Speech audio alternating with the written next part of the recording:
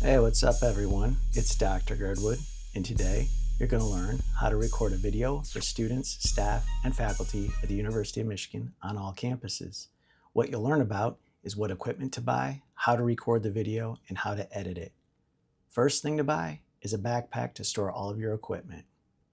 In our backpack, we have an inventory list. I'm going to walk you through every piece of equipment in that backpack. The most expensive item, the Canon EOS RP with a 24-105mm lens, our camera. We have one battery and a battery charger, plus a power adapter for longer shoots when we don't want to worry about a battery losing its charge.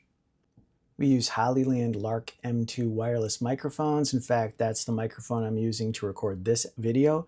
Make sure you get the full package that includes the iPhone and the camera, Android adapters. We have some Sony MDR7506 nice headphones and an LT Gem case compatible for our headphones to keep them safe. Everything you need to shoot a good high quality video, just a hair over $1,500.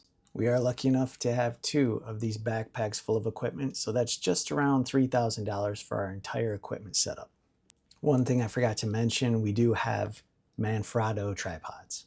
The tripods attach nicely to the bottom of the backpack, and the backpacks are easy to carry.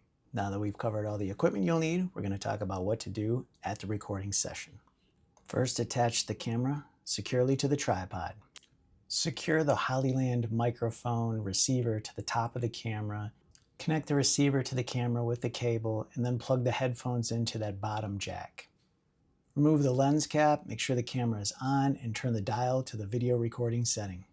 Of course, you want to make sure you have a memory card in the memory card slot on the camera. Here's what it looks like when we have everything set up in the recording room. You can see 2 green lights on the microphone receiver attached to the camera. The camera's on, the headphones are plugged in, and the interviewer and the interviewee have 2 microphones attached to their shirts. It's nice to have multiple people in the room to check on the equipment and water ready so that your interviewer and interviewee don't get dry throats and scratchy voices. Once you're done, take the memory card out, use some type of memory card reader, and get ready to pull that file to your computer. Before we start editing, we have to talk about a couple things. Number 1, storage, and number 2, software. The most cloud storage you can get at the University of Michigan is Dropbox. That gives you 5 terabytes. For the past year, I've been using Microsoft 365 OneDrive. That gives you 1 terabyte. Either of those options should work for you. An hour of video is probably 10 gigabytes, so you won't need more than a terabyte of storage, but just be safe and don't use Google Drive because that's not enough storage. Make sure you install one of these softwares, either Dropbox or OneDrive, on your computer so you can sync.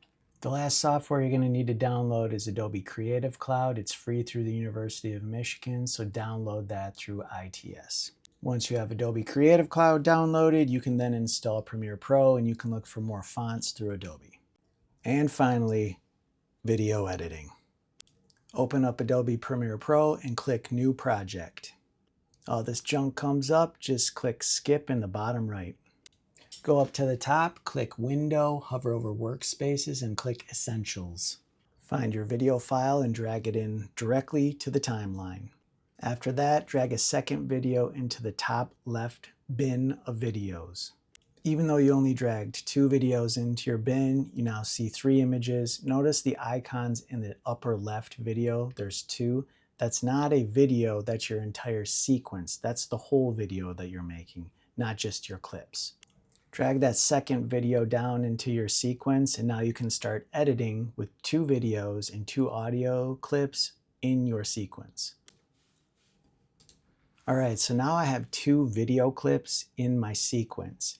When I click on either one of these video clips, and video clips are these top 2 rows here. V1 and V2 are video clips. When I click a video clip, you'll see a white outline go around the clip. You'll also see a white outline go around an audio clip. That means that this bottom audio is the audio from this video clip. If I click the second video clip, you see the white outline changes. So this video clip is attached to this audio clip, and this video clip on the top is attached to the bottom audio clip. Now the problem is these are not synced up. We didn't press record on the cameras at the exact same time, so there's a little difference. Let's see if I could show you here what it looks like. If I played both of these at the same time, you're going to hear two audio clips go at the same time. Let's listen. Recording. 1, 2, 3. 1, 2, 3. You heard me say 1, 2, 3, clap, 1, 2, 3, clap twice. I didn't really say it twice, but it shows up twice because there's two video and audio clips that are just not synced.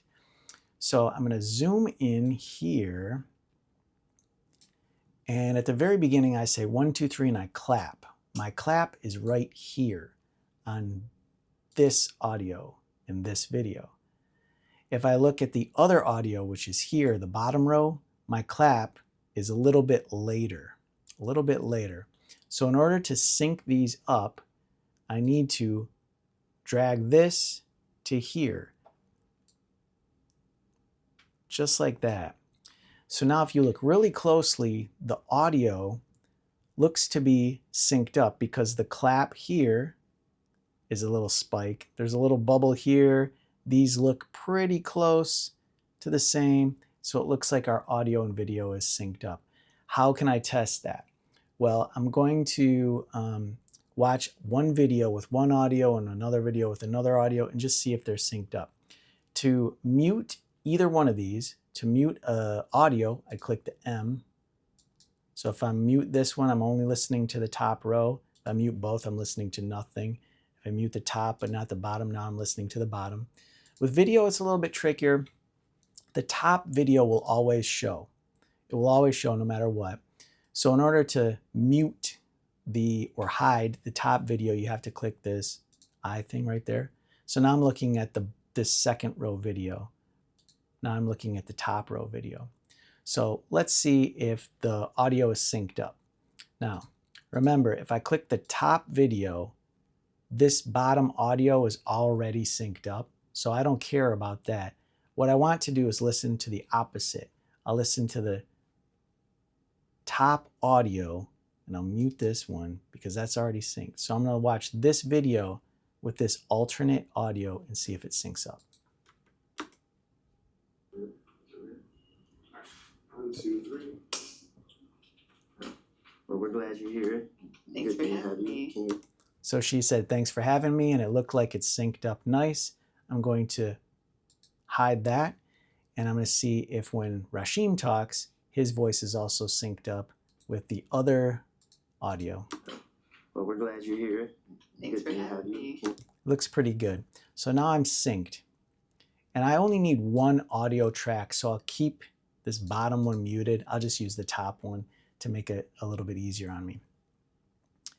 Okay, so when you really look closely at the audio, you can see here, it looks like somebody else is talking versus here. And then there's some points when nobody talks. So I'm going to make some clips there. So I'm going to move my cursor here. I'm going to select the razor blade and I'm going to cut it. That only cut this video and this audio. I'll cut this one too. Now they're all cut. I'm going to go back to my arrow and highlight all of these, and now I can drag them. See how there's a cut there? And now it snaps back into place. Okay, so that's going to help me make some edits. So I'll make an edit there, and it looks like I want to make an edit here. Keyboard shortcut is Shift-Command-K on the Mac computers. That will cut all of these. So now if I highlight these, you can see there's another cut there. Okay, what do I want to do with cuts? Well, I'm going to unmute this top video. So now I'm looking at the video. And I'm going to click off here, and I'm going to click back onto this video. Well, I want to hide that video, so I'm going to have to delete it. I'm going to right-click. I'm going to unlink. This video is highlighted with the white outline. I'm going to click Delete. So now I'm looking at this, the bottom video. I'm going to delete these off just because I don't want them for this particular exercise. So what's going to start here is this top row of audio and this bottom row of video, and then it's going to start showing the top row of video. Let's see what it looks like. Yeah, definitely. So my name is Alexa Lynch, and I use she, her pronouns. Right now, my role is the Assistant Director of Outreach. So that's pretty nice. That's a good cut. I'm going to cut here just to kind of work on this practice video with just these little, just this little spot with this video and one audio. Yeah, definitely. So my name's Alexa Lynch, and I use she, her pronouns. Right now, my role is the Assistant Director of Outreach. So that was nice. And when she says her name, I want it to come in. I'm going to click the T here, which is text, and I'm going to put my text marker right in the middle of the video. Click there, and I'm going to type in her name. Oops. I like a different font. So I'm going to click here on the font, and instead of Monaco, we're going to do District Pro Black. And I like the white. That's the white fill. In order to make it kind of pop, I'm going to click stroke and I'm going to make that black. Looks kind of nice. I'm going to increase the stroke size by clicking and dragging. And we'll give this a background. Increase the background size. And give it some rounded edges. So now let's see what it looks like. Yeah, definitely. So my name's Alexa Lynch, and I use she, her pronouns. Right now, my role is the... So it doesn't look good over this video. I'm going to click here, drag it to the left, and see what it looks like. I'm using spacebar instead of clicking play. Yeah, definitely. So my name's Alexa Lynch, and I use she, her pronouns. Right now, my role is the Assistant Director of Outreach. So that looks kind of cool, but what I want it to do is give some transitions. I'm going to click Effects, and in Effects, which will kind of look like this, you'll look for video transitions, hit the drop down, find a nice one that you like. I kind of like for this slide whip. Click and drag to the beginning, click and drag to the end of this text, which is in pink. See what it looks like now. Yeah, definitely. So my name's Alexa Lynch, and I use she, her pronouns. Went in too fast, or went in and out too fast. Down here with the slider, I'm going to click this and drag it to the left. That's going to zoom in a little bit. And you can see my whips here are very delayed. I'm going to click this gray square. I'm going to pull it to the left. That'll make my whip in a little bit faster. Click this one, drag it to the right. My whip out will be a little bit faster. Let's see what it looks like. Yeah, definitely. So my name's Alexa Lynch, and I use she, her pronouns. Right now, my role is the assistant. Kind of cool. All right, so now what I want to do is bring in some music. I have a folder here full of all kinds of like video elements. I'm going to find a little music clip. Let's see if I can find one. All right, my winter file. No. Let's see here. Going into my music folder. And yeah, I kind of like this song. So I'm going to click this. I'm going to drag it into my timeline, but not over my audio like that. That would delete my audio. I'm going to drag it under, and I'm going to drop it here. And so let's see what it sounds like with this audio coming in to the video.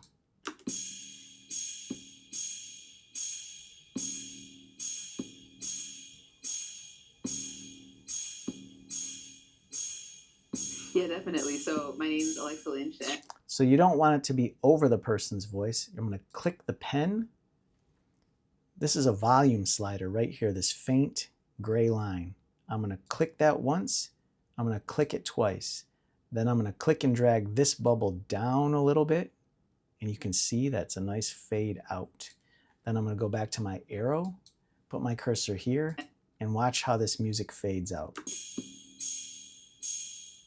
Yeah, definitely. So my name's Alexa Lynch, and I use she, her pronouns.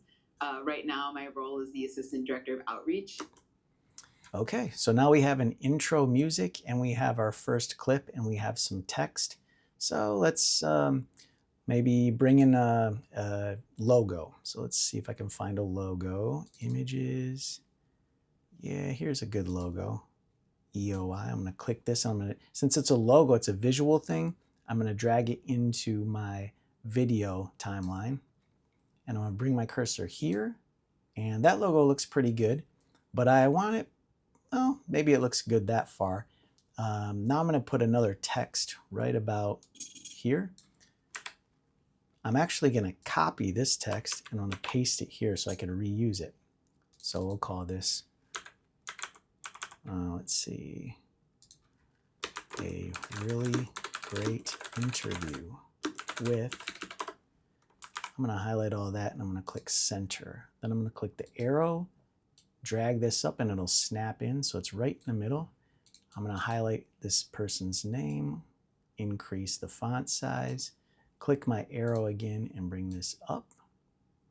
And maybe I want this fill to be a little different color. Click it, maybe a dark yellow, okay. And cursor at the beginning, let's see what it looks like.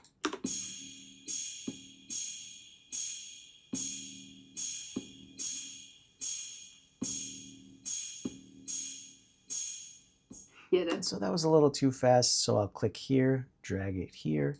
And for this video clip here, I'm gonna want a nice cross dissolve fade here. So we'll go back to the beginning, see what it looks like.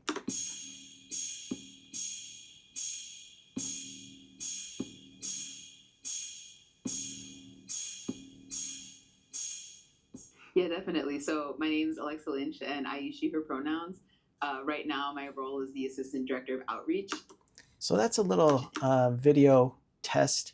We have the logo, we have the audio, we have the fade in, fade out, we have the intro text, we have the name of the person, we have cut 1 and cut 2.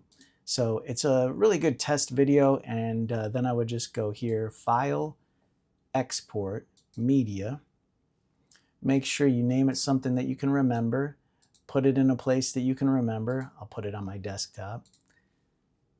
And we'll call this test video.